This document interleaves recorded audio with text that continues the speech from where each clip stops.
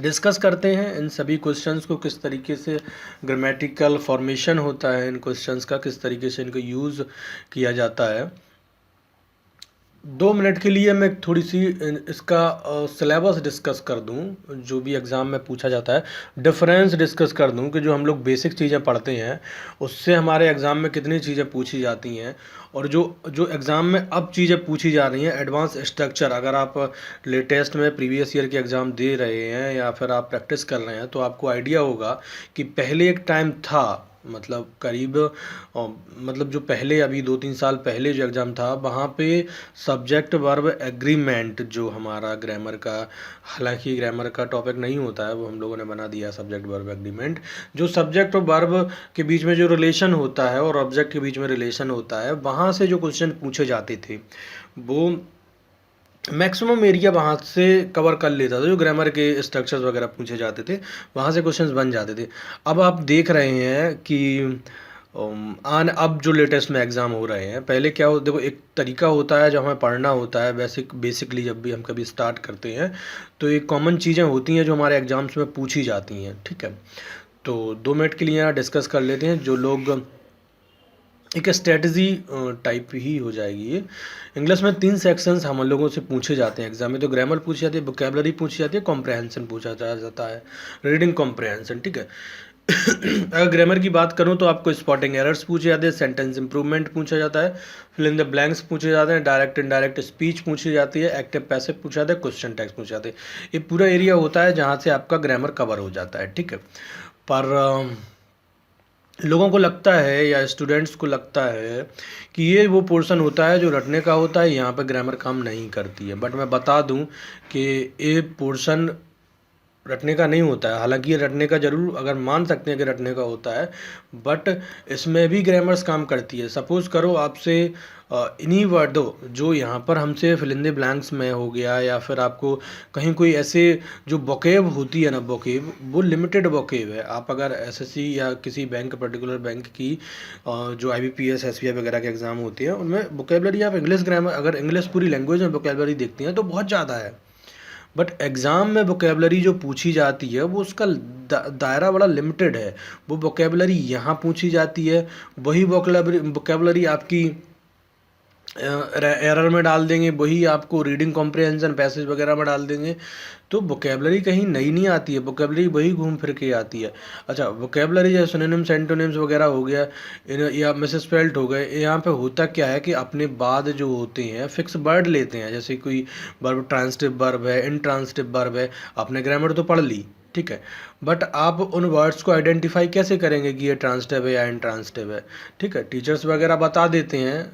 अभी मैं मतलब क्या बताऊँ, कुछ एक टीचर्स कुछ एक लोग बता देते हैं कि जैसे कि एक वर्ड है उसके पीछे आप क्या लगाओ, किसको लगाओ, है ना, इस तरीके से होम लगाओ, वाट लगाओ। देखो मैक्सिमम केस में वो काम कर जाता है, पर आपको ये बात, आप एक प्रैक्टिकली एक बात समझेंगे। अगर आप किसी वोकैब की मीनिंग नहीं पता है आपको, आप वहाँ व्हाट लगा लो, होम लगा लो, आपको समझ में नहीं आएगा क्या ऑब्जेक्ट होने वाला है, डायरेक्ट ऑब्जेक्ट होने वाला है, इनडायरेक्ट ऑब्जेक्ट होने वाला है, या फिर वहाँ पे ऑब्जेक्ट होने वाला भी है या नहीं है।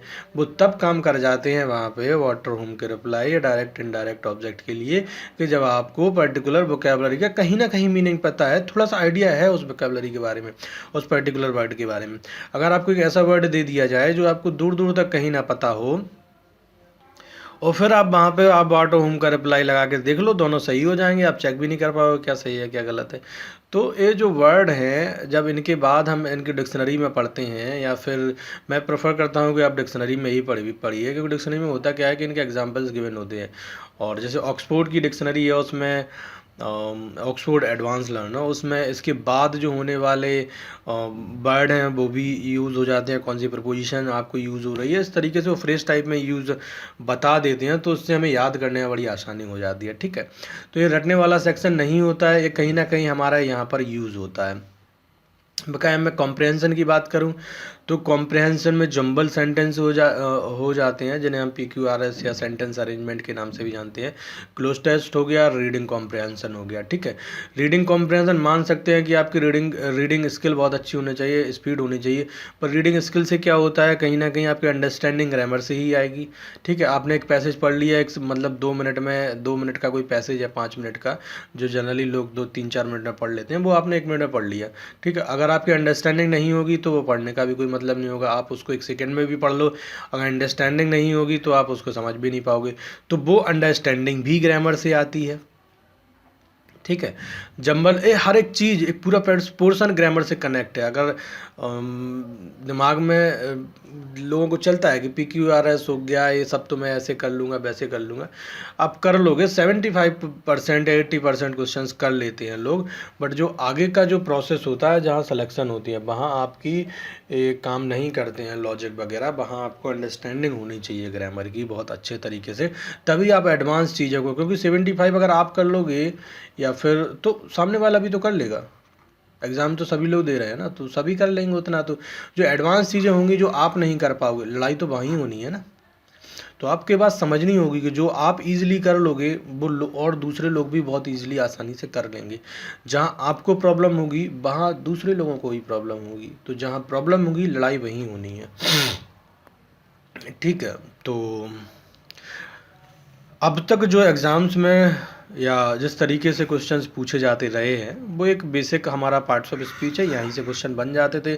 नाउन हो गया, प्रोनाउन हो गया, टेंस वर्ब एडवर्ब है ना, ये सारी तरीके की हो गया। बट अब जो आप सेंटेंस स्ट्रक्चर देखते हैं, मैं ये नहीं बोल रहा हूँ कि मैं मतलब सारे सेंटेंस या इस तरीके से एग्ज़ाम में पूछे जा रहे हैं। आप खुद प्रीवियस ईयर एग्ज़ाम उठाकर देखिए या बैंकिंग वगैरह के एग्ज़ाम देख लीजिए, कहीं ना कहीं पूछे जा रहे हैं क्वेश्चन। क्लैप सेंटेंसेस से क्वेश्चन पूछे जा रहे हैं, पैरेलल स्ट्रक्चर से क्वेश्चन पूछे जाते हैं, इन्वर्जन से, हालांकि आपने नाम सुना हो या नहीं सुना हो, मैं स्ट्रक्चर्स आपको बता दूंगा कि किस तरीके से इनका यूज़ होता है। इन्वर्जन से क्वेश्चन पूछे जाते हैं। इन्वर्जन का पहले बहुत बेसिक फॉर्म पूछा जाता था इन्वर्जन का, कि आपको कोई एडवर्ब, नेगेटिव एडवर्ब दिया गया है तो उसका इन्वर्जन बना देते हैं। बट अब इन्वर्जन नेगेटिव नहीं, कई सारे एडवर्ब्स के इन्वर्जन आपको एग्जाम में पूछे जा रहे हैं जो आपने पहले नहीं पढ़े होंगे, ठीक है। अब मतलब एडवर्बियल फ्रेज अगर किसी सेंटेंस में स्टार्टिंग में दिया गया है, तो कई कई बार एग्जाम में आपके उस तरीके की इन्वर्जन पूछे जा रहे हैं जो इससे पहले नहीं पूछे जाते थे, ठीक है। तो क्लॉज वगैरह क्या होते हैं, बड़े बड़े जो स्ट्रक्चर्स होते हैं जिनमें 3-3 4-4 क्लॉज कनेक्ट होते हैं, आपको एरर पूछी जाती है। बड़े बड़े सेंटेंसेस होते हैं जिनमें 3-4 क्लॉज कनेक्ट होते हैं, तो वहाँ हमें डिफरेंस समझना होता है, क्या क्लॉज है, क्या फ्रेज है ना, इस तरीके से क्या सब्जेक्ट होगा। अगर बड़े बड़े सेंटेंसेस में होता क्या है कि आपको सब्जेक्ट और ऑब्जेक्ट और वर्ब समझने के लिए आपको क्लॉज और फ्रेजेस समझने होंगे कि क्या कौन सा वर्ड किस के लिए सब्जेक्ट हो सकता है, ऑब्जेक्ट हो सकता है, इस तरीके से, ठीक है। डिस्कस करेंगे इन सारी चीज़ों को, बट ये एक एरिया है जहाँ से क्वेश्चंस पूछे जा रहे हैं।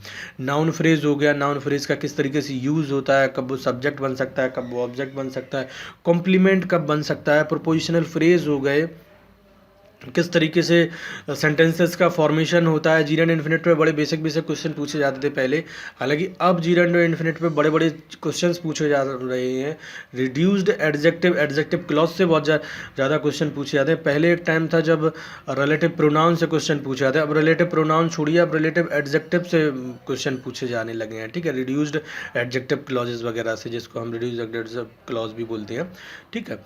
तो ये सारी चीज़ें हैं जहाँ कहीं ना कहीं क्वेश्चन, हालांकि इन क्वेश्चंस का वेटेज अगर मैं बोलूँ तो 30% के लगभग ही है, बट ये 30% ही है जो एक्स्ट्रा चीज़ें ऐड कर रहा है। 70% या 75% वो चीज़ें हैं जो सभी ने पढ़ रखी हैं, सभी को पता है, बट ये जो चीज़ें नहीं ऐड हो रही हैं, 2-4 क्वेश्चन ऐसे होते हैं जो आपकी समझ से बाहर होते हैं, वो कहीं ना कहीं इन्हीं कॉन्सेप्ट से रिलेट होकर आ रहे हैं, ठीक है। तो इन्हीं कॉन्सेप्ट पर बेसिस पे मैंने कुछ क्वेश्चंस लिए हैं और इनको एक्सप्लेन करने की कोशिश करेंगे बड़े ही आसान तरीके से, ठीक है। तो यहाँ पर देखते हैं, जो पहला क्वेश्चन हमारे पास गिवन है, there is a lot of speculation but it is not yet known what will be happen in the future, ठीक है। आप सेंटेंस को, मतलब वीडियो को पॉज करिए और सेंटेंस में समझने की कोशिश करिए। देखो, मैं हमेशा बोलता हूँ कि आपको अगर अंडरस्टैंडिंग बहुत अच्छी करनी है, ठीक है, ग्रामर में कोई क्वेश्चन आया, आपकी प्रैक्टिस अच्छी है तो ठीक है, आप समझ गए कि ये प्रॉब्लम है, ये प्रॉब्लम है, ये प्रॉब्लम। बट जो नए लोग हैं, ठीक है, जिन्हें जिन्हें जिन्हें प्रॉब्लम्स होती है चीज़ों को समझने में, कहाँ वर्ब है, कहाँ ऑब्जेक्ट है, क्या इसको प्रीपोजिशन है, प्रीपोजिशन का ऑब्जेक्ट क्या है, मैं उन लोगों के लिए स्पेशली बता रहा हूँ, ठीक है। कोशिश करिए आप जहाँ कहीं भी पढ़ रहे हों, जिस तरीके से भी पढ़ रहे हों, कोशिश करिए पर्टिकुलर एक एक वर्ड को समझने की, कि वो वर्ड किस लिए यूज़ हुआ है और वो किससे रिलेट कर रहा है, ठीक है। जैसे इस क्वेश्चन में हम लोग समझने की कोशिश करते हैं कि एक मिनट, ये इरेजर कहाँ गया, ठीक है। यहाँ पर जो क्वेश्चन हमें गिवन है, there is a lot of speculation what it is not yet known what will be happen in the future। मैं गारंटी देता हूँ आपको, अगर वर्ड टू वर्ड आप मीनिंग को, word to word grammatical structure को समझने की कोशिश करेंगे तो एक टाइम ऐसा होगा कि आपको जो मीनिंग जो हिंदी में कन्वर्ट करने का जो आदत होती है ना लोगों को, कि मीनिंग कन्वर्ट की और मैं देखूं कि स्ट्रक्चर क्या फील हो रहा है, सही हो रहा है, नहीं हो रहा है, तो मैं प्रॉमिस करता हूं कि आप एक टाइम के बाद आपको किसी पर्टिकुलर वर्ड की मीनिंग भी पता नहीं होगी, तब भी आप उस सेंटेंस के स्ट्रक्चर को सही कर लोगे, सिर्फ इतने बेसिस पे कि ग्रामर उसकी जो स्ट्रक्चर सही होना चाहिए। अगर आप थोड़ा सा समझने की कोशिश करेंगे कि जो एग्ज़ाम का हमारा पैटर्न होता है, वहाँ पे जो क्वेश्चंस पूछे जाते हैं, वहाँ पर हमें सिर्फ एरर फाइंड करने के लिए पूछा जाता है, ठीक है। तो वहाँ पर मीनिंगलेस सेंटेंस लिखा ही नहीं जाता। अब मीनिंगलेस लिखा नहीं जाएगा तो आप मीनिंग से उसको सही कैसे कर लोगे? मीनिंग से सही तो आप उसी चीज़ को कर पाओगे ना जो मीनिंगलेस लिखी गई हो। मीनिंगलेस तो लिखी ही नहीं जाती है, क्योंकि उन्हें ये थोड़ी ना पूछना है आपको कि यहाँ का मीनिंग क्या होगा। वहाँ पे सिर्फ आपको एरर पूछनी है उन्हें कि यहाँ पे किस पार्ट में एरर है। तो वहाँ पे जो वर्ड का कॉम्बिनेशन, जो अरेंजमेंट होता है, वो बहुत मैटर करता है कि आपको सेंटेंसेस में कहाँ पे एरर है, क्या है, वो समझने में आपको मदद करता है, ठीक है। हालांकि कई बार ऐसा होता है, कई वर्ड या कई सारे सेंटेंसेस ऐसे होते हैं स्टूडेंट के सामने कि उनकी मीनिंग नहीं पता होती है ना, नहीं समझ में आ रहे होते हैं। बट आपको अगर ग्रामर का बहुत अच्छा नॉलेज है तो आप ग्रामेटिकल जो वर्ड है उनका अरेंजमेंट से आप पता कर लोगे कि यहाँ पर एरर हो सकती है, यहाँ पर एरर होगी, ठीक है। तो यहाँ पर हम लोग डिस्कस करते हैं। पहला क्वेश्चन है, there is a lot of speculation but it is not yet known what will be happen in the future. Pause करके जरा समझने की कोशिश करिए कि यहाँ पर क्या है। देखो यहाँ पर जो देयर यूज हुआ है हमारा, ये आपका सब्जेक्ट होता है, इंट्रोड्यूसिंग सब्जेक्ट, इंट्रोडक्टरी सब्जेक्ट होता है, जो आप अपने यहाँ पर जो ऑब्जेक्ट या कॉम्प्लीमेंट लिखा होता है उसके लिए यूज़ करते हैं, ठीक है। तो वर्ब जो यहाँ पर आती है वो इसी के हिसाब से आएगी। तो यहाँ पर अ लॉट ऑफ स्पेकुलेशन दिया गया है, यहाँ पर सिंगुलर वर्ब सही यूज़ हुई है, ठीक है। आगे देखते हैं, बट यहाँ पर कंजंक्शन गिवन है इसलिए यहाँ पर कॉमा लगा है। हालांकि कॉमा से या पंक्चुएशन से रिलेटेड एरर्स हमसे नहीं पूछी जाती हैं, तो ठीक है, तो बेसिक बता दिया मैंने। But it is not yet known, अगर आप यहाँ पर देखते हैं तो what it is not yet known, यहाँ पर कोई प्रॉब्लम नहीं है। यहाँ पर नॉन जो हमारी पास्ट पार्टिसिपल जो यूज़ हुआ है वो इस वर्ब इज़ के लिए, जो बी वर्ब है इसके लिए यहाँ पर वर्ब की थर्ड फॉर्म पार्टिसिपल जो पास्ट पार्टिसिपल के तरीके से यूज़ हुआ है, एडजेक्टिव के तरीके से यूज़ हुआ है, ठीक है। बट आपको पता होगा कि जीरंड या इन्फिनेटिव कभी भी जब हम यूज़ करते हैं तो वो अपने ऑब्जेक्ट लेते हैं, ठीक है। तो यहाँ पर जो नॉन है ये अपना ऑब्जेक्ट लेगा यहाँ पर, what will be happen in the future. अगर आप समझते हैं यहाँ पर कि what will be happen in the future, तो ये पूरा जो सेंटेंस है नॉन वर्ब के लिए ऑब्जेक्ट हो जाएगा, what will be happen in the future, ठीक है। तो यहाँ पर जो बेसिकली हमारी एरर है वो यहाँ पर है कि बिल होगा, ठीक है। क्योंकि आपको पता होगा कि हैपन जो है वर्ब होती है, अगर यहाँ पर बिल बी होता है, ठीक है, तो बी होने का मतलब है कि या तो कंटिन्यूस फॉर्म में होना चाहिए और या फिर यहाँ पर आपका वर्ब की थर्ड फॉर्म होनी चाहिए, ठीक है। या तो ये कंटिन्यूस होगा या फिर ये एडजेक्टिव की तरीके से यूज़ होगा हैपन यहाँ पर, जो आपका पैसिव वॉइस बना लेगा, ठीक है। तो ये थोड़ा सा ट्रिकी और टिपिकल हो सकता है, बट मतलब इतनी ज़्यादा चीज़ें डिटेल में एक्सप्लेन करना थोड़ा सा समझना उन स्टूडेंट्स के लिए मतलब थोड़ा सा हेक्टिक हो सकता है, जिनको थोड़ा सा नॉलेज या उतनी अच्छी पकड़ नहीं है ग्रामर पे। पर मैं बोलूँगा कि इन्हीं इन्हीं इन्हीं कॉन्सेप्ट या इन्हीं तरीक़ों से आपकी पकड़ बन सकती है, ठीक है। रटने से तो नहीं बनने वाली है, ठीक है। क्योंकि इंग्लिश ग्रामर में आप देखेंगे वर्ड की मीनिंग, वर्ड के फंक्शन जो होते हैं सेंटेंस के स्ट्रक्चर से चेंज हो जाते हैं। आप कहीं पे किसी का कोई और फंक्शन है और कहीं पे उसका दूसरा फंक्शन हो जाएगा, ठीक है। तो यही एक तरीका होता है चीज़ों को समझने का। तो कोशिश करिए समझने की, है ना। तो यहाँ पर जो what will be happen in the future, यहाँ पर जो गलती होगी फिलहाल वो हैपन, और यहाँ पर विल बी में होगी, यहाँ पर बी नहीं होगा।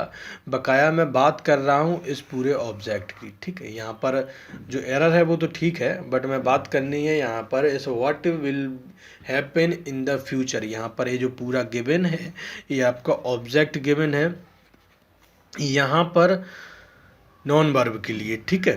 तो यहाँ पर डिस्कस हम लोग ये करने वाले हैं कि किस तरीके से एक कंप्लीट क्लॉज ऑब्जेक्ट बन सकता है, ठीक है।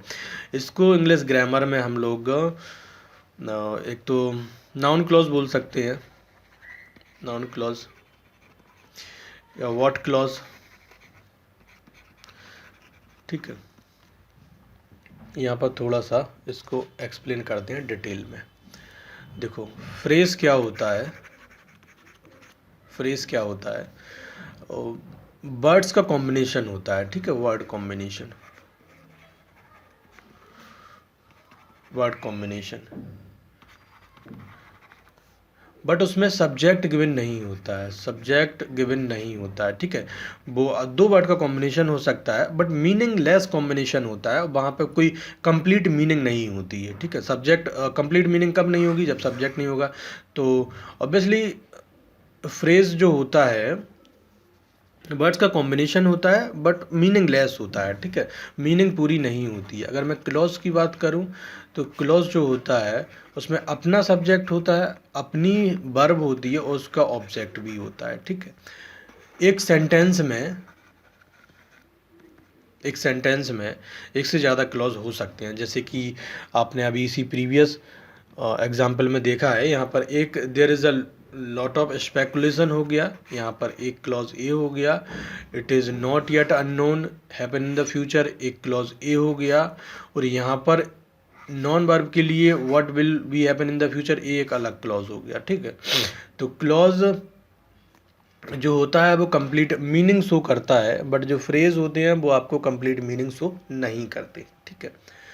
तो फ्रेज और क्लॉज में डिफरेंस आपको क्लियर हो गया होगा। बकाया अब हम देखते हैं नाउन क्लॉज के बारे में,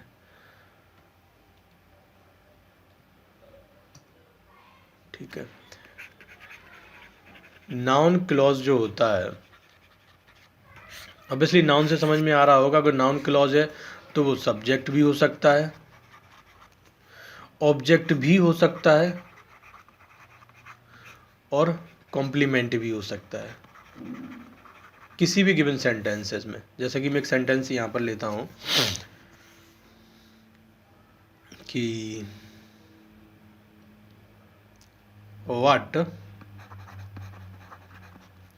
what he wants her to do is to live with him, ठीक है। यहाँ पर अगर आप देखते हैं तो देखो यहाँ पर जो गिवन है, यहाँ पर जो बी वर्ब यहाँ पर गिवन है हमें, यहाँ पर एक कॉम्प्लीमेंट है हो जाएगा what he wants her to do, यहाँ पर ये पूरा सब्जेक्ट हो जाएगा, ठीक है। यहाँ पर जो व्हाट क्लॉज है नाउन क्लॉज है, या व्हाट क्लॉज भी बोल सकते हैं। नाउन क्लॉज और व्हाट क्लॉज सेम ही होती है, ठीक है। तो जो यहाँ पर इस तरह से व्हाट से देखो सेंटेंस स्टार्ट हो रहा है और यहाँ पर फुल स्टॉप लगाया, कॉमा भी नहीं लगाया। तो हमें इस बात समझनी होगी कि व्हाट जो क्लॉज बनाते हैं, फॉर्म करते हैं, वो सब्जेक्ट या ऑब्जेक्ट या कॉम्प्लीमेंट का भी काम कर सकते हैं, और किस तरीके से वो यूज़ हो रहा है वो हम लोग डिस्कस यहाँ पर देख ही रहे हैं कि यहाँ पर what he wants her to do, यहाँ पर ए पूरा सब्जेक्ट हो जाएगा, यहाँ पर ए वर्ब हो जाएगी, ए पूरा ऑब्जेक्ट हो जाएगा या कॉम्प्लीमेंट हो जाएगा। यहाँ पर विद हिम जो है यहाँ पर आपका प्रपोजिशनल फ्रेज हो जाएगा, या यहाँ पे फ्रेज बोलते ही हैं इसको, ये प्रपोजिशन है, प्रपोजिशन का ऑब्जेक्ट है। यहाँ पर जो हमें गिवन है ये टू प्लस बी वन, ये इन्फिनेटिव है, ठीक है। तो इस तरीके से जो है सब्जेक्ट में व्हाट क्लॉज का सब्जेक्ट के तरीके से यूज होता है। कुछ और सेंटेंस देखते हैं, जैसे कि what he wanted the time was impossible, ठीक है। तो यहाँ पर भी आप देखो, जैसे यहाँ पर देखने की कोशिश करेंगे, यहाँ पर भी देखो आपको क्या कहना है कि ये सब्जेक्ट के तरीके से यूज़ हो रहा है, ठीक है। तो यहाँ पर भी व्हाट जो क्लॉज है सब्जेक्ट के तरीके से यूज़ हो रहा है, तो इस तरीके से भी इसका यूज़ होता है। अब कुछ एक सेंटेंस देखते हैं जिसमें हम समझने की कोशिश करेंगे कि किस तरीके से ऑब्जेक्ट या कॉम्प्लीमेंट के तरीके से इसका यूज़ होता है, ठीक है। और इस तरीके के जो क्वेश्चंस हैं ना वो एग्जाम में पूछे जा रहे हैं, तो फिर हमें कन्फ्यूज़न हो जाती है कि व्हाट किसके लिए आया है और ये वर्ब किसके लिए आया है, ये किसके लिए आया है, ठीक है। जैसे कि यहाँ पर हम लोगों ने सबसे पहले कोई एरर एक देखी थी, तो वहाँ पे होता क्या है कि जैसे कि इस एरर में आप देखते हैं, पहली वाली जो फर्स्ट एरर हम लोगों ने यहाँ पर देखी थी, इस तरीके की एरर्स में आपका ध्यान जब सेंटेंस लंबे हो जाते हैं तो आपका ध्यान कहीं ना कहीं कन्फ्यूज़न क्रिएट कर देता है इन चीज़ों पे जो आपने नहीं पढ़ रखी हैं। अब आपने व्हाट नहीं देखा है या क्लॉज वगैरह नहीं देखी हैं, तो आपका ध्यान यहाँ चला जाएगा कि मे भी गलती यहाँ व्हाट में हो सकती है या फिर कहीं और हो सकती है, ठीक है। आप एक सिंपल सी एरर भूल जाएँ कि यहाँ पर विल बी जो यूज़ हुआ है वो गलत यूज़ हुआ है। तो जब सेंटेंस बड़े हो जाते हैं तो उनमें आइडेंटिफाई करना थोड़ा सा मुश्किल हो जाता है स्टूडेंट्स के लिए कि क्या प्रॉब्लम है। और जितने भी लंबे सेंटेंसेस होंगे आप नोटिस करेंगे उनमें एरर बड़ी सिंपल गिवन होती है, ठीक है। तो एक सेंटेंस और देखते हैं यहाँ पर, व्हाट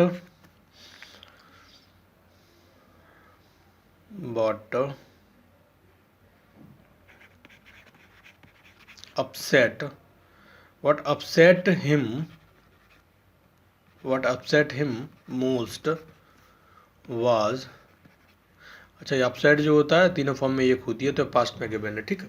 और तो व्हाट से जो टाइम का कोई रिलेशन नहीं होता है कि वो प्रेजेंट में क्लॉज बना रहे हैं या पास्ट में बना रहे हैं, इस तरीके से कोई मैटर नहीं करता है। वो फंक्शन करता है पूरा सब्जेक्ट और ऑब्जेक्ट की तरीके से, डिपेंड करता है जो उसमें वर्ब्स यूज हो रही हैं वो पास्ट वो टाइम को आपको आइडेंटिफिकेशन देंगी या आइडेंटिफाई करेंगे कि इस टाइम में वो बात बोली जा रही है। बट व्हाट जो क्लॉज अपने बाद साथ फॉर्म करता है वो पर्टिकुलर उसका एक इंडिविजुअल पूरा एक सेंटेंस होता है, ठीक है। तो यहाँ पर what upset him most was her rudeness. तो यहाँ पर देखेंगे, देखो ये अपना कॉम्प्लीमेंट हो जाएगा, ये पूरा सब्जेक्ट हो जाएगा। अगर इस सेंटेंस को फ्लिप करूँ मैं, ठीक है, तो ये कॉम्प्लीमेंट भी बनाया जा सकता है, इसको सब्जेक्ट भी बनाया जा सकता है।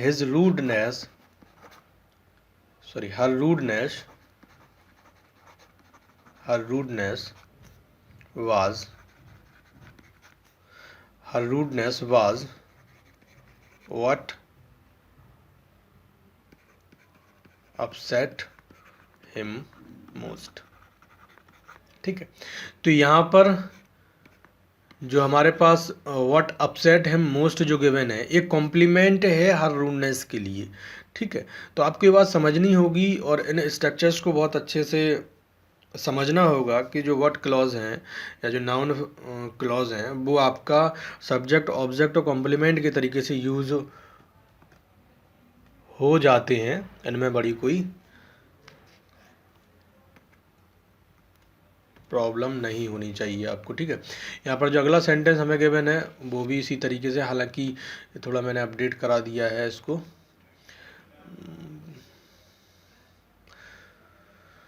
विंडो अपडेट कराने के बाद ये पता नहीं फंक्शन कुछ थोड़े से डिस्टर्ब हो गए हैं, तो यहाँ पर थोड़ी सी प्रॉब्लम हो रही है, बट कोई नहीं। ठीक है, यहाँ पर जो अगला सेंटेंस हमें गिवन है ये भी सेम उसी तरीके से गिवन है, जैसे कि मैं इसमें भी देखने की कोशिश करते हैं हम लोग। A dog was what he kept in the garden. ठीक है, यहाँ पर ये डॉग है और ये वाज है, यहाँ पर इसका कॉम्प्लीमेंट है। अच्छा, इसको इस सेंटेंस को लिखने के कितने तरीके हो, अगर मैं बेसिक सी बात करूँ इस सेंटेंस को लिखने का, एक जनरल सी, तो आपको समझना एक सेंटेंस को किस तरीके से कितने तरीक़ों से फॉर्म किया जा सकता है। ही kept a dog he kept a dog he kept a dog in the garden। तो यहाँ पर यही सब्जेक्ट हो जाएगा, ये सब वर्ड हो जाएगा, वर्ब हो जाएगा, और ये उसका ऑब्जेक्ट हो जाएगा। अगर आप ये देखते हैं तो ये प्रपोजिशनल फ्रेज है। प्रपोजिशनल फ्रेज आपको बहुत ही हेल्प करते हैं, प्रपोजिशनल फ्रेज आपको बहुत हेल्प करते हैं सेंटेंस में समझने के लिए, या सेंटेंस में सब्जेक्ट और वर्ब और ऑब्जेक्ट को फाइंड करने के लिए प्रपोजिशनल फ्रेज बहुत हेल्प करते हैं।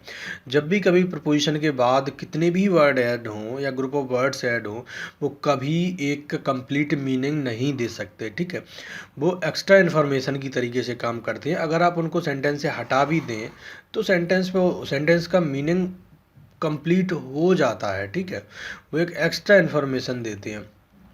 तो आपको मैं क्या बोलूँ, मतलब एक रामबाण तरीके से यूज़ होता है एग्जाम, मतलब सेंटेंस में। जब भी आप कभी सेंटेंस को समझने की कोशिश करते हैं, सबसे पहले प्रपोजिशनल फ्रेज को आप हटा दीजिए। प्रपोजिशनल फ्रेज कोई भी इम्पैक्ट नहीं डालता है आपके सेंटेंस के स्ट्रक्चर पर। ठीक है, सब्जेक्ट वर्ब फाइंड करने के लिए प्रपोजिशनल फ्रेज और आप जो देखेंगे लंबे लंबे सेंटेंसेस जो होते हैं, एक्चुअली लंबे सेंटेंस अगर मैं पर्टिकुलर एक चीज़ की बात कर रहा हूँ तो इसमें एक वर्ब होगी, एक सब्जेक्ट होगा, एक ऑब्जेक्ट होगा, और वो लंबा इसलिए हो जाता है सेंटेंसेस क्योंकि उसमें हम एक्स्ट्रा इन्फॉर्मेशन इंक्लूड कर देते हैं, चाहे फिर वो एडवर्ब की फॉर्म में हो, प्रपोजिशनल फ्रेज की फॉर्म में हो, किसी भी फॉर्म में हो। तो इन चीज़ों को आप आइडेंटिफाई करना बहुत हेल्प करता है आपके सेंटेंस में। ठीक है, तो यहाँ पर he kept a dog in the garden, यहाँ पर इस तरीके से लिखा जा सकता है इस सेंटेंस को,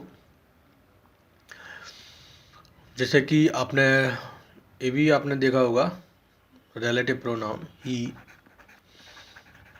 ही वाज द पर्सन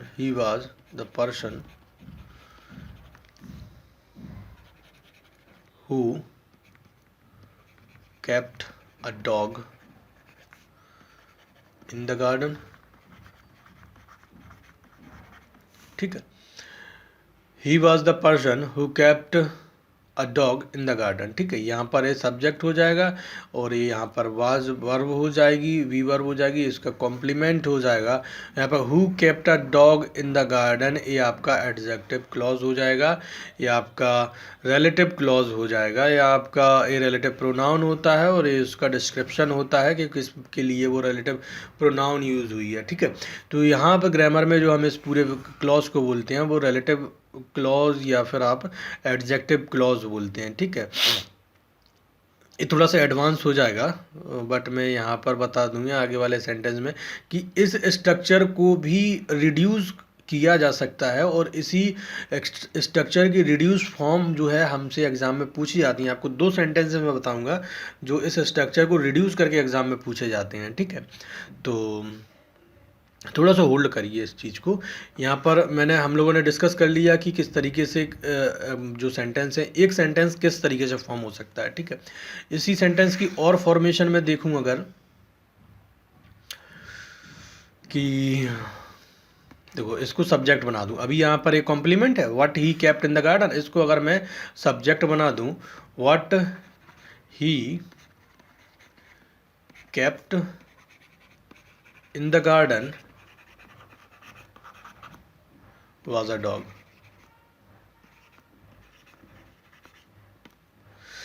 तो इस तरीके से भी इस सेंटेंस को लिखा जा सकता है। ठीक है, एक सेंटेंस लिखने के कई तरीके हो सकते हैं, वो गलत नहीं हो सकते हैं। अगर आपको उस स्ट्रक्चर को नहीं पता है, आपने उन चीज़ों को नहीं पढ़ा है, तो आप ये नहीं मान सकते हैं। और बहुत ज़्यादा लोगों के साथ यही प्रॉब्लम होती है कि उन्हें चीज़ें नहीं पढ़ी होती हैं, वो ये मान लेते हैं कि उनने जो पढ़ा है बस वही सही है और जो एक्स्ट्रा चीज़ है वो गलत है। वो ऐसा पॉसिबल नहीं है कि वो ऐसा हो ही नहीं सकता, ठीक है। अगर आपके पास रीज़न है कि वो ऐसा क्यों नहीं हो सकता तो मान भी सकते हैं कि आप सही हैं। अदरवाइज आपके पास रीज़न नहीं है तो आप ये नहीं कह सकते कि इस सेंटेंस को इस तरीके से फॉर्म नहीं किया जा सकता। एक बहुत ही खूबसूरत सेंटेंस हमारे पास एक और मैं आपको डिस्कस करूँ तो यहाँ पर मैं देखता हूँ एक सेंटेंस, जैसे कि एक सेंटेंस है, बहुत ही खूबसूरत सेंटेंस है। और अगर इस सेंटेंस को फॉर्मेशन अपोजिट करके लिख दिया जाए तो लोग मतलब जो बिगनर्स हैं या बहुत कंफ्यूज हो सकते हैं मैक्सिमम लोग। He is the teacher, he is the teacher.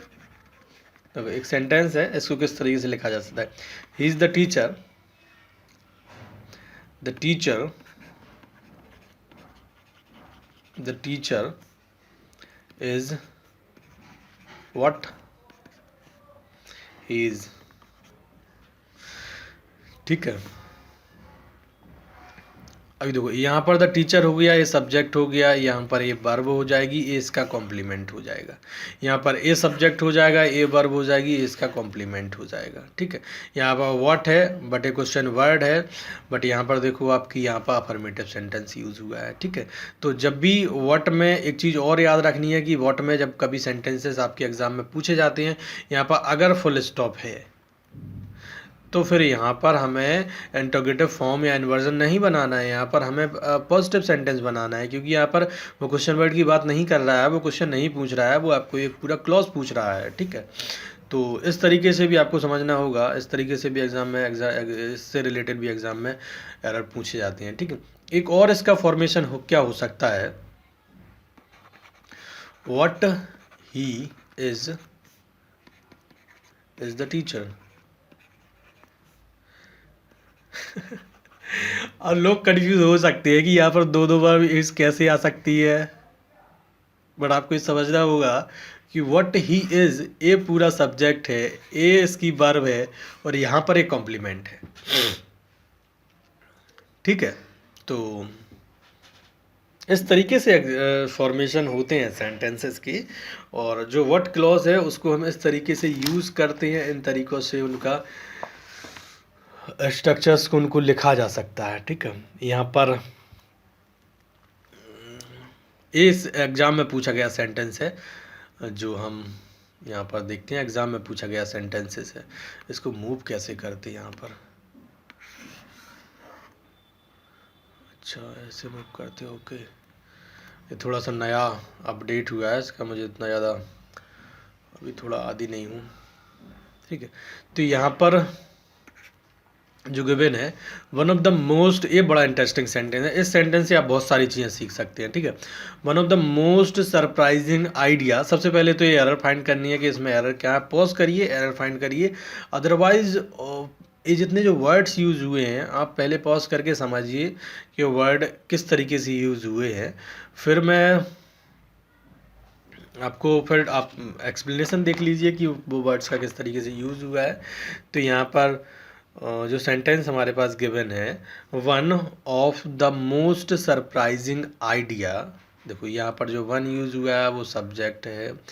Of the most surprising idea suggested as a way to encourage more people to take public transportation. आप यहाँ तक देखेंगे ये पूरा प्रोपोजिशनल फ्रेज़ है, यहाँ पर देखो ये प्रोपोजिशन से कनेक्ट हुआ है, और ये पूरी बात जो हो रही है वो अभी तक ख़त्म ही नहीं हुई है यहाँ तक, क्योंकि आपको इस वन के लिए वर्ब मिली ही नहीं है अभी।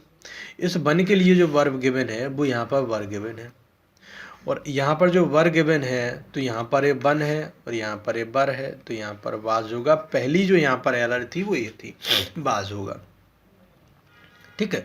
तो एरर समझ में आ गई कि एरर कहाँ है। अब इस सेंटेंस का पोस्टमार्टम करके देखते हैं कि इसमें और कहाँ कहाँ से एरर पूछे जा सकते हैं, ठीक है। सपोज करो कि अगर उसने सरप्राइजिंग का यहाँ पे सरप्राइज कर दिया और सजेस्टेड का सजेस्टिंग कर दिया, तब इस सेंटेंस में क्या डिफरेंस हो जाएगा? अगर आप यहाँ देखोगे कि यहाँ पर जो सरप्राइजिंग है ना, यहाँ पर ये प्रेजेंट पार्टिसिपल की तरीके से यूज़ हुआ है, प्रेजेंट पार्टिसिपल जो वर्ब प्लस आईएनजी के साथ आपका फॉर्म होता है, ठीक है। एक पता नहीं डिस्कस करना चाहिए नहीं करना चाहिए, बट एक अच्छे मतलब टीचर ही बोलूँ मैं, मतलब क्या डिस्कस करते हैं बच्चों के साथ टीचर, कि अगर आप कभी भी वर्ब प्लस आईएनजी का यूज़ देखते हैं, वर्ब प्लस आईएनजी का यूज़ देखते हैं, तो उसको मान लीजिए कि वो नाउन है, यहाँ पर आप जैसे केस लगा दीजिए। कोई क्वेश्चन था इस तरीके से, वो कोई मतलब सेंड किया था किसी ने समझने के लिए, तो उसे जो समझाया गया होगा, जिसने मुझे मतलब एक स्टूडेंट ही वो था जिसने उसे जो समझाया गया होगा, उसे ये बात समझाई गई थी कि यहाँ पर अगर वर्ब प्लस आईएनजी का यूज़ हुआ है तो यहाँ पर आप पजेसिव केस लगा दीजिए। अरे मेरे भाई, वर्ब प्लस आईएनजी का यूज़ सिर्फ जीरंड में नहीं होता है, वो जीरंड भी हो सकता है, वो पार्टिसिपल भी हो सकता है, वो verb plus ING continuous form भी हो सकती है। आप कैसे आइडेंटिफाई कर लोगे कि यहाँ पर मुझे क्या लगाना है? तो बेतुके के लोग कॉन्सेप्ट बना लेते हैं। तो यहाँ पर प्रेजेंट पार्टिसिपल जो वर्ब प्लस आईएनजी का यूज़ हुआ है, वो प्रेजेंट पार्टिसिपल की तरीके से यूज़ हुआ है जो एडजेक्टिव का यहाँ पर काम कर रहा है, ठीक है। और अगर आप देखेंगे कि यहाँ पर सजेस्टेड जो यूज़ हुआ है वो पास्ट पार्टिसिपल के तरीके से यूज़ हुआ है, जो वर्ब की थर्ड फॉर्म है, और ए भी यहाँ पर एडजेक्टिव की तरीके से यूज़ हो रहा है।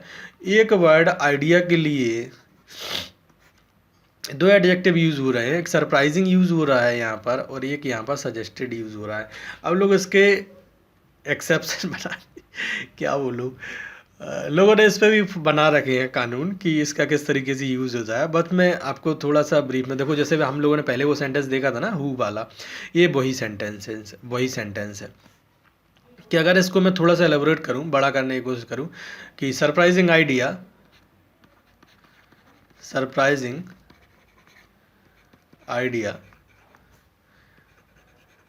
विच वाज सजेस्टेड,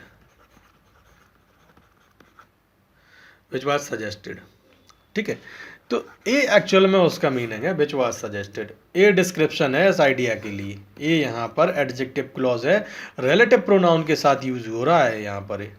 तो जब भी कभी रिलेटिव प्रोनाउन के साथ हम यूज करते हैं, अब लोग इस पर बहस क्या करेंगे कि मैं वो बातें बता रहा हूँ जो मैं रिसीव करता हूँ इस पर डिबेट।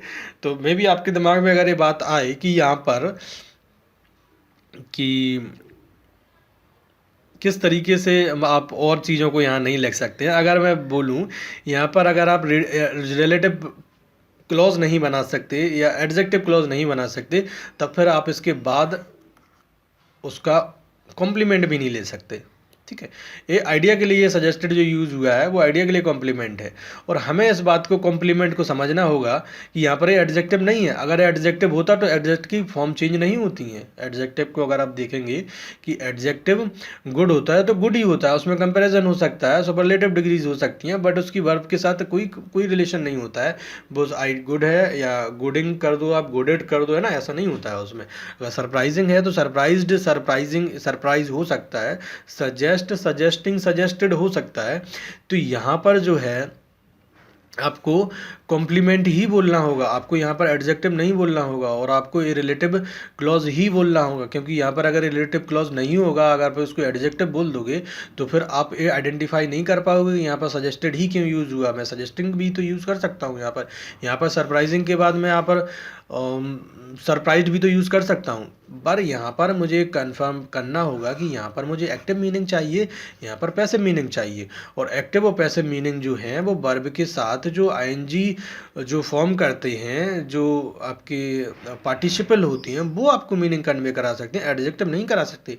तो आपको ये बात माननी होगी यहाँ पर कि ये भी आपका एडजेक्टिव पार्टिसिपल है। यहाँ पर जो आप एडजेक्टिव बोलते हैं जिसको, ये भी प्रेजेंट पार्टिसिपल है और ये पास्ट पार्टिसिपल है, जो रिलेटिव प्रोनाउन का ही एक फंक्शन है या रिलेटिव क्लॉज का एक फंक्शन है, जिसको रिड्यूस्ड करके यहाँ का लिखा गया है, ठीक है। ये बात मैंने इतने डिटेल में समझाई है कि आगे आप कभी भी कन्फ्यूज नहीं होंगे और कभी इस बात को नहीं बोलेंगे कि ये एडजेक्टिव है या फंक्शन एडजेक्टिव की तरीके से कर रहा है, बट ये प्रेजेंट पार्टिसिपल है, ये पास्ट पार्टिसिपल है, ठीक है। ये बात आपको समझ में आनी चाहिए। और यहाँ पर सेंटेंसेस में अगर कभी सरप्राइज्ड या उसको सजेस्टिंग लिख दिया जाएगा तो आपको यहाँ पर इम्प्रूवमेंट करना होगा।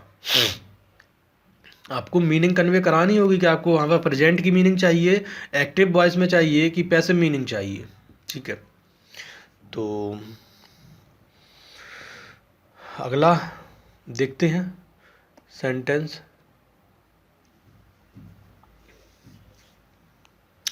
देखो यहाँ पर उसी सेंटेंस से रिलेटेड हमें यहाँ पर पूछा गया है, उसी तरीके का सेंटेंस है, यहाँ पर समझेंगे। Harry Potter is a fantastic novel written writing by J.K. Rowling. अब आप यहाँ पर समझेंगे कि नॉवेल, अब यहाँ पर जो राइटिंग गिवन है ये आपका प्रेजेंट पार्टिसिपल है, प्रेजेंट पार्टिसिपल है जो इस नॉवेल के बाद यूज़ हो रहा है। अब आप यहाँ बोल दो कि ये एडजेक्टिव है। अगर भाई ये एडजेक्टिव है तो आप इस बात को आइडेंटिफाई कैसे कर पाओगे कि यहाँ पर राइटिंग ही सही होगा। यहाँ पर जो एरर है वो राइटिंग में नहीं है, वो रिटन में है। ठीक है, यहाँ पर राइटिंग जो सही नहीं होना है, यहाँ पर रिटन जो है वो सही यूज़ होगा। यहाँ पर जो सही यूज़ होगा वो पास्ट पार्टिसिपल का होगा। पास्ट पार्टिसिपल का यूज़ इसलिए होगा क्योंकि यहाँ पर जो मुझे चाहिए पैसिव मीनिंग चाहिए, मुझे एक्टिव मीनिंग नहीं चाहिए। राइटिंग जो है वो एक्टिव मीनिंग कन्वे कराएगा कि वो अभी भी कंटिन्यूस है, कंटिन्यूस एक्शन है या वो एक्शन में था। ठीक है, बट यहाँ पर मुझे पैसिव मीनिंग चाहिए, वो एक्शन कंप्लीट हो चुका है। तो आप एडजेक्टिव नहीं बोल सकते हैं, आप इसको कॉम्प्लीमेंट बोल सकते हैं नॉवेल के लिए, या आप इसको जो इसका बेसिक स्ट्रक्चर होगा, नॉवेल विच was written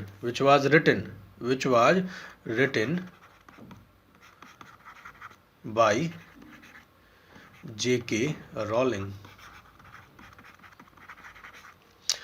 तो देखो ये यहाँ पर सब्जेक्ट हो जाएगा, रिलेटिव प्रोनाउन जो इसके लिए यूज़ हो रहा है। ठीक है, तो इसको थोड़ा सा नॉवेल को हम भूल जाते हैं। ठीक है, अभी सब्जेक्ट हमारे पास क्लियर हो गया कि विच यहाँ पर सब्जेक्ट होगा और वो नॉवेल के लिए यूज़ होगा। तो अब हमारे पास ये सब्जेक्ट हो गया और ये इसका वर्ब हो गया वाज रिटन, और ये कॉम्प्लीमेंट हो गया इस बाज के लिए, रिटन बाय J.K. रॉलिंग। तो ऑब्वियसली आपको ये बात समझ में आनी चाहिए कि ये पूरा रिलेटिव क्लॉज है और इसको रिड्यूस करके यहाँ पर लिखा गया है। जब भी कभी रिलेटिव क्लॉज के बारे में भी हम डिस्कस करेंगे, और ये एग्ज़ाम में पूछे जाने वाली एरर है। एग्ज़ाम में आप देखेंगे कि कई बार मैक्सिमम अब तो बहुत सारे क्वेश्चन में पूछा जाता है कि वहाँ पर एक गिवन है नॉवेल, यहाँ पर पर्टिकुलर सपोज करो कोई नाउन गिवन है, उसके बाद उसका कॉम्प्लीमेंट इनने दे दिया है, या तो वो प्रेजेंट पार्टिसिपल हो सकता है या फिर वो पास्ट पार्टिसिपल हो सकता है। ठीक है, तो हमें याद नहीं करना है कि यहाँ पर एक कॉम्प्लीमेंट किस तरीके से यूज़ होते हैं, वो कॉम्प्लीमेंट बनते यहाँ से है, रिलेटिव क्लॉज से। ठीक है, तो रिलेटिव क्लॉज में दो तरीके से यूज़ होता है, एक तो आपका प्रेजेंट पार्टिसिपल यूज़ कर सकते हैं और पास्ट पार्टिसिपल यूज़ कर सकते हैं। वो मीनिंग में डिपेंड करता है कि हमें एक्टिव मीनिंग चाहिए, पैसिव मीनिंग चाहिए। तो क्लियर हो गया होगा अभी तक सेंटेंसेस से आपको।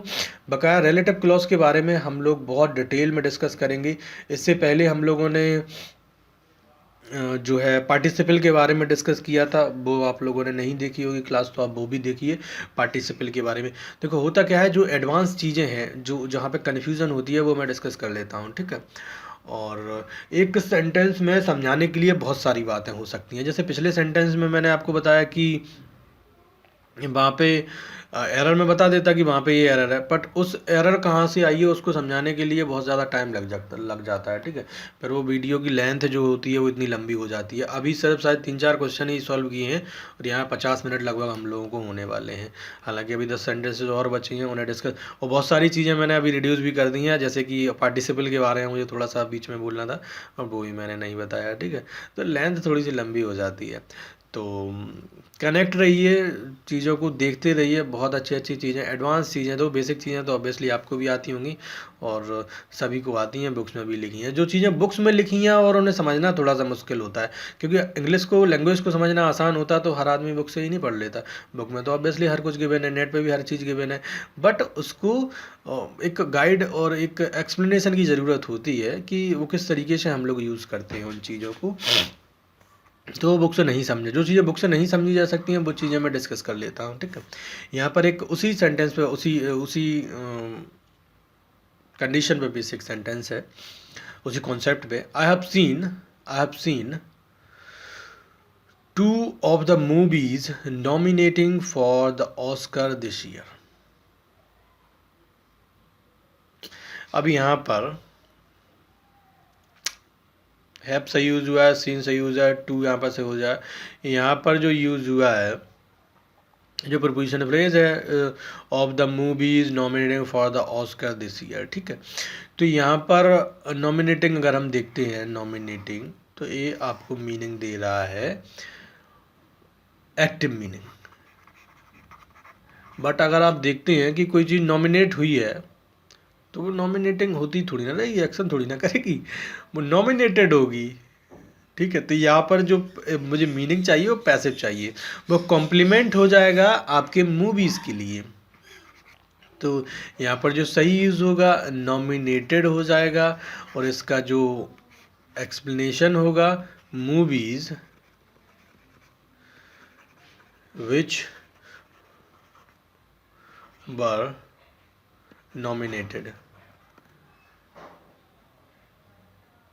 nominated for this year, ठीक है। तो बेसिकली ये बात आपको इतनी समझ में आ चुकी होगी कि यहाँ पर प्रेजेंट पार्टिसिपल और पास्ट पार्टिसिपल का 2 तरीके से यूज़ होता है। अच्छा, यहाँ पर एक बात और डिस्कस कर लेते हैं। जो पार्टिसिपल होते हैं वो बेसिकली होते 3 टाइप के हैं, ठीक है। प्रेजेंट पार्टिसिपल, पास्ट पार्टिसिपल,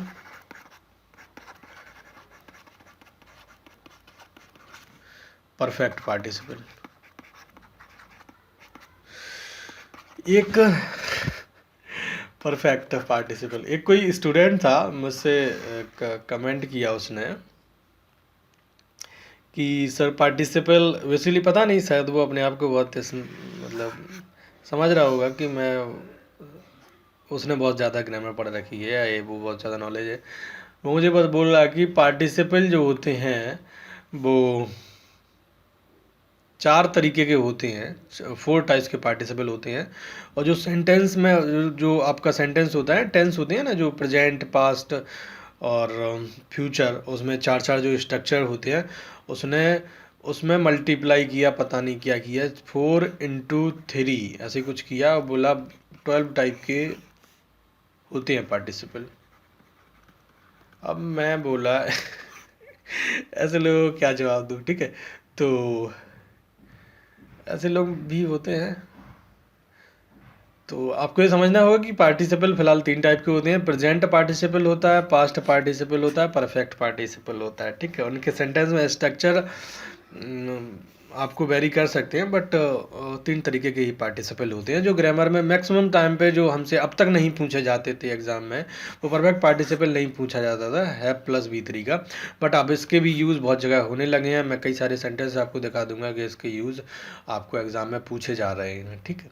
तो यहाँ पर हमने 2 चीज़ें समझ ली अब तक कि यहाँ पर जब भी किसी नाउन के बाद जो उसका कॉम्प्लीमेंट गिवन होता है वो रिलेटिव क्लॉज से बनता है, वो एडजेक्टिव नहीं होता है, वो कॉम्प्लीमेंट होता है, उसका डिस्क्रिप्शन होता है, ठीक है। वो एक्टिव मीनिंग कन्वे करना है, पैसिव मीनिंग कन्वे करना है, ये आपको सेंटेंस में चेक करना है जब भी कभी इस तरीके से सेंटेंस पूछे जाए, ठीक है। इससे होगा क्या कि अगर वहाँ पे एरर होगी तो आप एरर भी फाइंड कर लोगे, और अगर नहीं भी होगी तो आपकी अंडरस्टैंडिंग बहुत अच्छी हो जाएगी कि यहाँ पर पैसिव मीनिंग क्यों यूज़ हुआ है, एक्टिव मीनिंग क्यों यूज़ हुआ है, ठीक है। तो हमारा मकसद सिर्फ एरर फाइंड करना नहीं है, हमारा मकसद लैंग्वेज को समझना भी है कि चीज़ें कितने तरीके से एक्सप्लेन हो रही हैं, ठीक है। यहाँ पर जो अगला सेंटेंस हमारे पास गिवन है वो थोड़ा सा, अभी क्लास थोड़ी सी लंबी हो जाएगी, तो मैं सोच रहा कि इसको यहाँ पॉज करते हैं और जो बकाया क्वेश्चन है वो हम लोग डिस्कस करेंगे अगली क्लास में, ठीक है। क्योंकि अभी मुझे लगता है कि बहुत सारे क्वेश्चंस यहाँ पर रिमेनिंग हैं। अगर देखते हैं हम लोग, अभी हम लोग पहुँचे हैं आई हैव सीन, यहाँ तक पहुँचे हैं, आई हैज़ नेवर, ठीक है। तो यहाँ पर हम लोगों ने 3 और 2, 5 क्वेश्चन जो हम लोगों ने डिस्कस कर लिए हैं। अभी यहाँ पर हमारे पास गिवन है कुछ 7-8 क्वेश्चन और गिवन है, तो इनको हम लोग अगली क्लास में डिस्कस करेंगे, ठीक है। तो सबसे आपका काम क्या है कि आप लोगों को इन क्वेश्चंस को पहले तो सॉल्व करना है, जो चीज़ें जो बातें हम लोगों ने बोली हैं उनको थोड़ा सा समझना है, और बकाया जो रिमेनिंग क्वेश्चन है इनको आपको सॉल्व करना है, ठीक है। ये भी बहुत इंटरेस्टिंग है। जैसे कि मैं बात बोलूँ इस क्वेश्चन की, तो यहाँ पर having grown up in Shimla he was used to winter, तो यहाँ पर जो having grown up in Shimla, इसका यूज़ जो है एग्जाम में पूछा गया यूज़ है प्लस बी3 का, ठीक है। यहाँ पर ये सारे सेंटेंस आपने देखे होंगे, ये भी बहुत ही ज़्यादा पूछने मतलब फ्रिक्वेंटली पूछा जाने वाला सेंटेंसेस हैं। Entering the class he heard a familiar voice, ठीक है,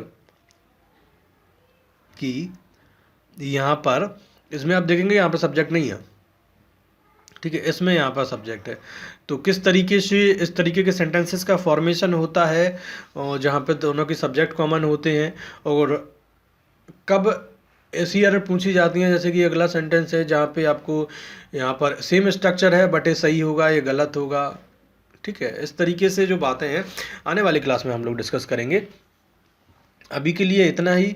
तो अगर आपने इससे पहले इस तरीके की इतनी डिटेल एक्सप्लेनेशन पढ़ी हो तो आप मुझे कमेंट करके बताइए, नहीं पढ़ी है तो भी कमेंट करके बताइए कि अच्छा बुरा है ना जो भी है। तो बने रहिए बकाया। आज के लिए बाय ही बोलूँगा क्योंकि अभी बहुत लंबी हो जाएगी फिर एक क्लास, ठीक है। तो नेक्स्ट क्लास में हम लोग डिस्कस करेंगे इन सारी चीज़ों के, और इन क्वेश्चन से भी बेहतरीन कॉन्सेप्ट होंगे हमारे ये वाले, ठीक है। इन क्वेश्चन से भी बहुत अच्छे कॉन्सेप्ट हैं ये वाले। तो आज के लिए इतना ही, और बाय, टेक केयर।